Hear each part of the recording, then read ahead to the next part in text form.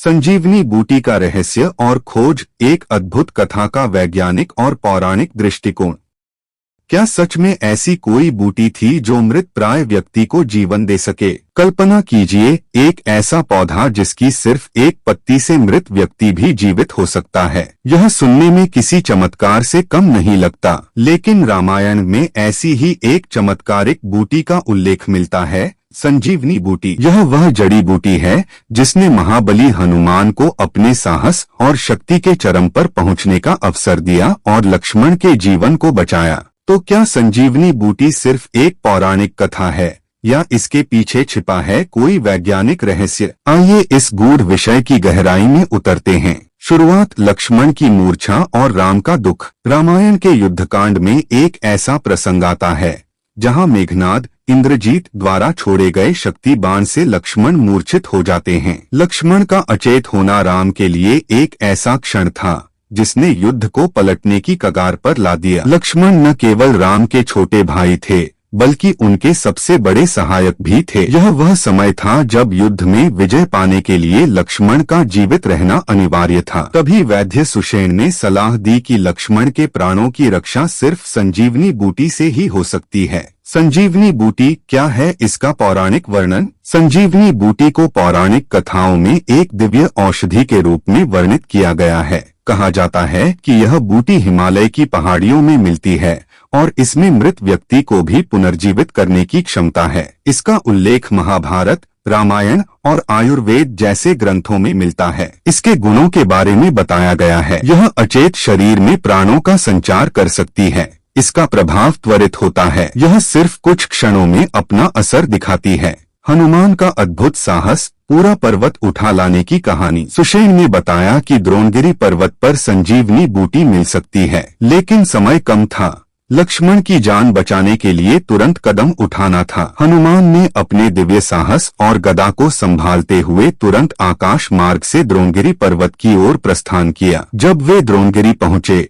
तो उन्होंने देखा कि वहां कई जड़ी बूटियां हैं, लेकिन संजीवनी बूटी को पहचानने में कठिनाई हुई। समय बर्बाद न करते हुए उन्होंने पूरा पर्वत ही उठा लिया और उसे युद्ध क्षेत्र में ले आए। यह घटना आज भी श्रद्धा और चमत्कार के रूप में याद की जाती है। लेकिन क्या हनुमान सच में इतना बड़ा पर्वत उठा सकते थे या यह किसी पौराणिक कल्पना का हिस्सा है? वैज्ञानिक दृष्टिकोण। क्या सच में कोई ऐसी बूटी है? आधुनिक विज्ञान के अनुसार कई जड़ी बूटियां ऐसी हैं जिनमें अद्भुत औषधीय गुण होते हैं। आइए जानते हैं कि क्या संजीवनी बूटी का कोई वैज्ञानिक प्रमाण हो सकता है। एक, सेलजेनेला ब्रायोप्टेरिस। सेलजेनेला ब्रायोप्टेरिस, इसे संजीवनी प्लांट कहा जाता है। यह मुख्यतः मध्य भारत और हिमालय में पाया जाता है। इस पौधे में सूखने के बाद भी दोबारा जीवित होने की क्षमता होती है। 2, रोडियोला। रोडियोला हिमालय क्षेत्र में पाई जाने वाली यह बूटी शरीर की सहन शक्ति को बढ़ाने के लिए प्रसिद्ध है।